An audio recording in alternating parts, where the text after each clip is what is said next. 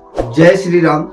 नमस्कार दोस्तों, मैं मनीष कुमार भोज आप सभी का अपने YouTube चैनल पहाड़ एजुकेशन में हार्दिक स्वागत करता हूं। दोस्तों, आज बहुत ही अच्छा ये दिन है क्योंकि आज जो रामलला हैं वो अपने मंदिर में स्थापित हो चुके हैं। आज अयोध्या में उनकी प्राण प्रतिष्ठा ये हो चुकी है और जो हमारे जो राम जी थे वो जो टेंट से आज उनको अपना मंदिर में आज विराजमान हो चुके हैं। कहीं ना कहीं ये सभी सनातनियों के लिए बहुत अच्छी ये खबर है और मेरी ओर से आप सभी को राम मंदिर बनने की ढेरों शुभकामनाएं। दोस्तों, इसी संबंध में मैं आज एक नई श्रृंखला आप लोगों के बीच लेके आएंगे। वो आपके राम मंदिर से संबंधित करंट अफेयर से रिलेटेड क्वेश्चन आपके सामने मैं रखूंगा जो आपकी प्रतियोगिता परीक्षाओं में पूछे जा सकते हैं। आइए शुरुआत करते हैं आज की श्रृंखला का। दोस्तों, कभी ये पूछा जा सकता है कि राम भूमि जन्मभूमि का जो पूजन हुआ था या शिलान्यास हुआ था वो किस तिथि को हुआ था, तो आपको ये पता होना चाहिए। 5 अगस्त 2020 को इसका क्या हुआ था, भूमि पूजन हुआ था। दोस्तों, आपको इस पर से करा दूं, अभी यूसेट का जो पेपर हुआ था तो वहां पर भी राम मंदिर से संबंधित क्वेश्चन पूछे गए थे।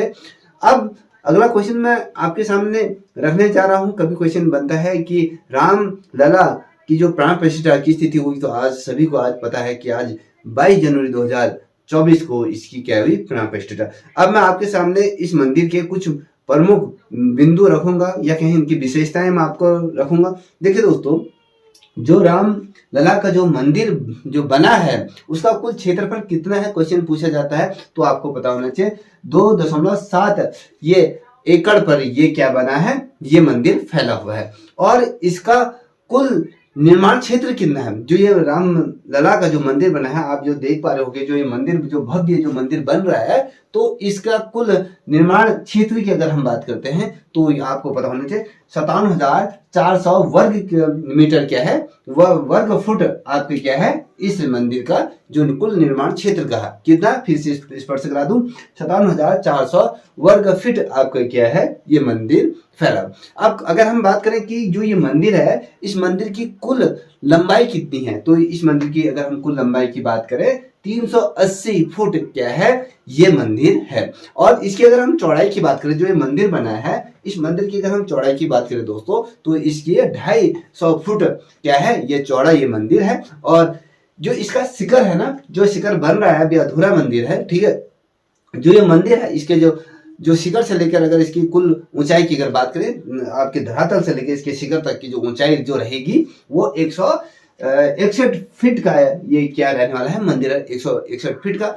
और ये मंदिर कितने मंजिला है ये आपको बताना है। ये मंदिर कुल 3 मंजिला ये मंदिर है, ठीक है, कितना है, 3 मंजिला ये मंदिर है, आपको ये पता होना चाहिए। अब ये बताएं कि जो ये मंदिर है, जो 3 मंजिला मंदिर की बात करें, जो इसका प्रत्येक जो मंजिल की ऊंचाई अगर हम बात करें, कुल मंदिर की जो ऊंचाई तो मैंने आपको बता दी धरातल से लेकर इसके शिखर तक की, तो वो कितना है 161 फीट का है। अब मैं कह रहा हूं कि जो 3 मंजिला है, जो एक एक मंजिल जो है इसकी कुल ऊंचाई कितनी है, तो दोस्तों आपको बता दूं, एक धरातल से लेकर आपके एक मंदिर की जो ऊपर का जो छत होता है उसकी अगर लंबाई की बात करूं तो ये 20 फीट का एक है क्या है, एक मंजिला है। इसी प्रकार से आपके लेके चले 60 फीट के क्या है ये मंदिर है, ठीक है। याद रखिएगा आपका क्या है, कितने मंजिल का है, ये जो है 20 फीट का ये, ठीक है, याद रखिएगा 20 फीट क्या है इसकी मंदिर की ऊंचाई। और आपको बता दूं, जो मंदिर के जो भूमि तल का जो स्तंभ है ना, जो भूमि तल के जो स्तंभ है, ये आप देख पा रहे हो कि जो मंदिर जो स्तंभों पे खड़ा है, ये आप मंदिर आप ध्यान से देखोगे इस फोटो में, तो ये मंदिर जो स्तंभों में खड़ा है, तो ये मंदिर की अगर कहें कितने स्तंभों पर ये मंदिर खड़ा है तो आपको पता होना चाहिए 166 क्या है इसमें पिलर या स्तंभ भी इसमें है, ठीक है। अब मंदिर के जो प्रथम जो पहला वाला जो तल आपको देखने को मिल रहा होगा, तो इस तल में कुल कितने स्तंभ या कहें पिलर लगाए गए हैं, तो आपको पता होना चाहिए 136 क्या है इसमें पिलरों को स्थापित किया गया। और जो मंदिर है, जो मंदिर की अगर मैं दूसरी मंजिल की बात करूं इस मंदिर की, तो दूसरी मंजिल कितनी फीट की है ये आपको बता। देखिए दूसरी मंजिल में जो दूसरी मंजिल है, तो दूसरी मंजिल में स्तंभों की अगर संख्या बताऊं, पहले मंजिल में जो स्तंभों की जो संख्या थी 166 थी। दूसरी मंजिलों में स्तंभों की जो संख्या है वो आपके 90 क्या है आपके 90 स्तंभ यहाँ पर है। अब इस मंदिर परिसर को आप जो देख पा रहे होंगे, इस मंदिर परिसर में कुल कितने स्तंभ या खंभों को स्थापित किया गया है, तो आपको ये जान के बड़ी हैरानी होगी, इसमें 392 क्या है स्तंभ इसमें क्या किया गया है, प्रयोग किया गया है। याद रखिएगा, बहुत ज्यादा महत्वपूर्ण ये प्रश्न, 392। ठीक है। अब वहीं अगर हम बात करें मंदिर के जो चबूतरा होता है ना, जो सबसे ऊपर का जो हिस्सा होता है, और मंडपों की संख्या, इसमें कितने मंडपों की संख्या है तो आपको पता होना चाहिए। इसमें 5 मंडपों की क्या है संख्या है। नित्य मंडप है, याद रखिएगा, पहले मैं बता रहा हूं, नित्य मंडल है, और आपके रंग मंडल है, और सभा मंडल है, प्रार्थना मंडल है, और कीर्तन मंडल है। ये 5 मंडल इसमें लिखे गए। ठीक है, याद रखिएगा, नित्य मंडल है, रंग मंडल है, और आपके सभा मंडल है, साथ ही अगर प्रार्थना मंडल है, कीर्तन मंडल, ये रखिए। अब मंदिरों की, अगर जो मंदिर आप देख पा रहे हैं, मंदिरों में कुल द्वारों की संख्या कितनी है, तो आपको ये जो द्वारों की संख्या, इस मंदिर में द्वारों की जो संख्या है वो आपके 44 द्वार इसमें लगाए गए हैं। अब जो मंदिर परिसर की अगर मैं कुल क्षेत्रफल की अगर बात करूं, तो मंदिर परिसर की जो कुल क्षेत्रफल है वो आपके 70 एकड़ में ये मंदिर परिसर का ये फैला हुआ है। ठीक है। अब बहुत ही ज्यादा महत्वपूर्ण जो मैं प्रश्न आपके सामने रखने जा रहा हूं, ये मंदिर के निर्माण से संबंधित है।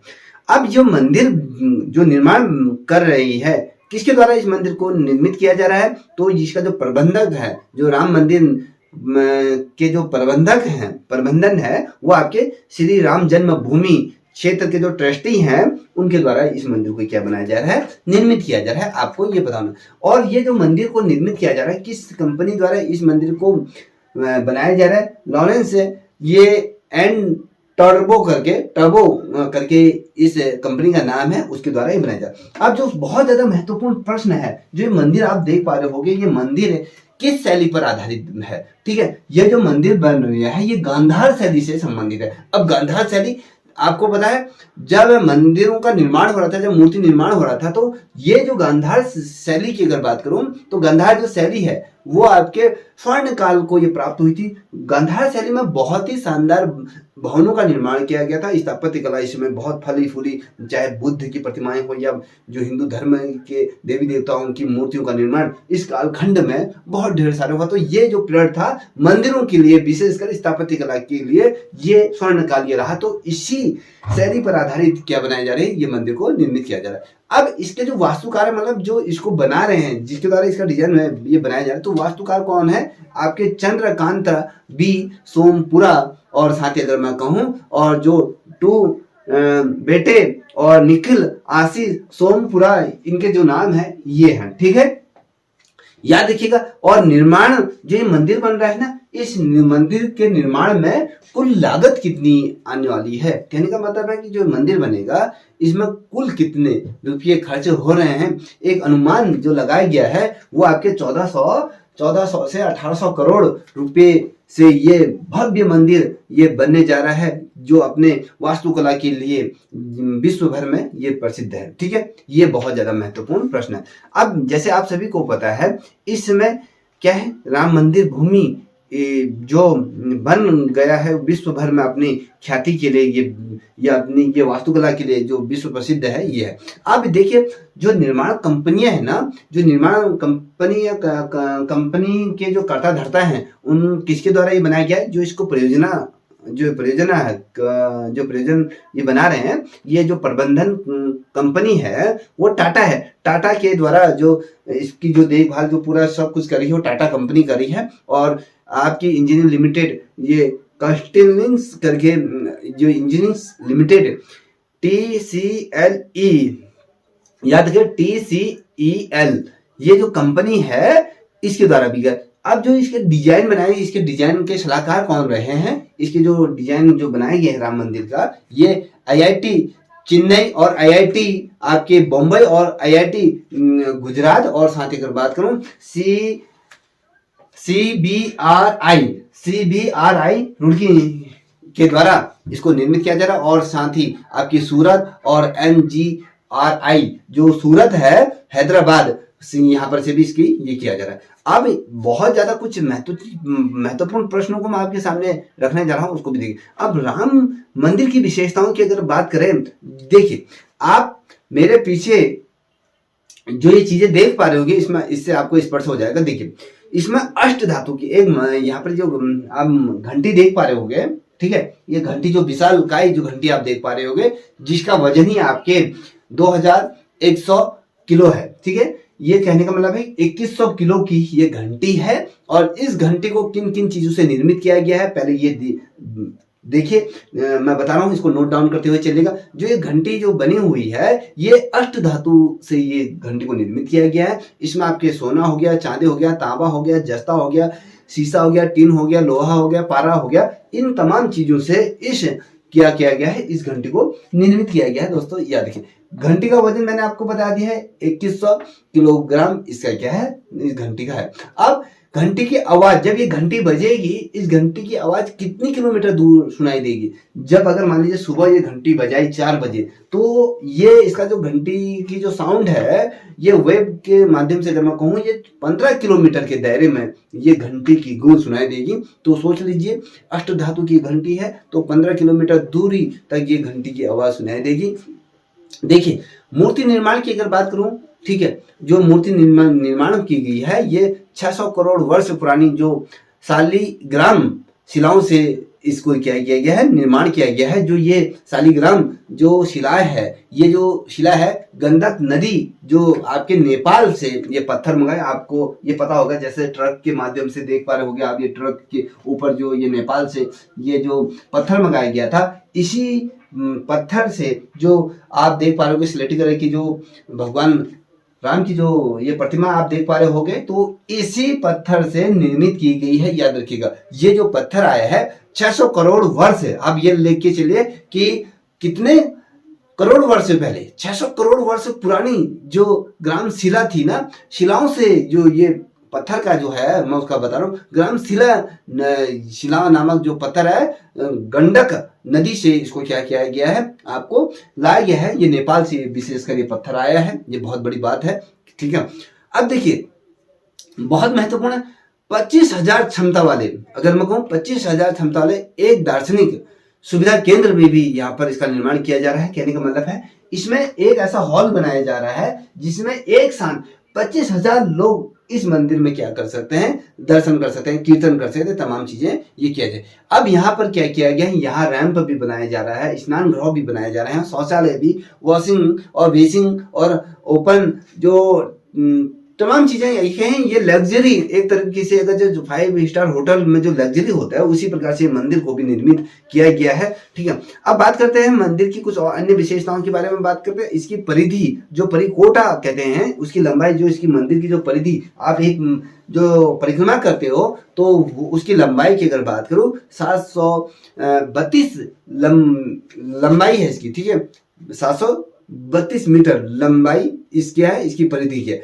अब इतनी मीटर, ये 732 मीटर इसकी क्या है, लंबाई। अगर चौड़ाई की बात करें तो इस मंदिर की, तो आपके 14 फीट इसके चारों कोनों पर क्या है, सूर्य देव की हो गया, माँ भगवती की हो गया, अब गणेश की हो गया, और साथ ही शिव जी के जो पूरे परिवार को इसमें क्या किया, दर्शाया गया है। और शिव जी को चारों मंदिरों पर निर्मित किया गया है। याद रखिएगा, इसमें जो 4 द्वार बनाए गए हैं, इसमें चारों तरफ को किया गया है, भगवान शिव को इसमें दर्शाया गया। अब इसके जो मुख्य द्वार है ना दोस्तों, जो मुख्य द्वार है, मुख्य द्वार पर किस चीज को सजाया गया है, तो इसके मुख्य द्वार पर आपके जो सिंह द्वार को निर्मित किया गया है। जो सिंह द्वार पर, सिंह द्वार का इसका मुख्य द्वार में कितनी सीढ़ियां हैं, कभी क्वेश्चन पूछा जाता है, तो इसकी जो मुख्य द्वार पे जो सीढ़ियां हैं, वो आपके 32 सीढ़ियों को इसमें निर्मित किया गया। अब देखिए कुछ महत्वपूर्ण फैक्ट आपको बताने जा रहा हूं। देखिए दोस्तों, बहुत ज्यादा महत्वपूर्ण, उत्तर दिशा में अगर हम देखें, उत्तर दिशा की तरफ इसमें वो देवी अन्नपूर्णा का मंदिर इसमें स्थापित किया गया है। उत्तर दिशा की तरफ, याद देखिए, उत्तर दिशा की तरफ आके देवी अन्नपूर्णा का मंदिर को स्थापित किया गया। और दक्षिण दिशा में, अगर हम दक्षिण दिशा की तरफ देखो, तो दक्षिण दिशा में भगवान हनुमान का यहाँ पर क्या गया है, मंदिर बनाया गया। और परिषद में क्या किया गया, परिसर में एक कुंड बनाया गया है, उस कुंड को सीता कुंड के नाम से जाना गया है, ठीक है।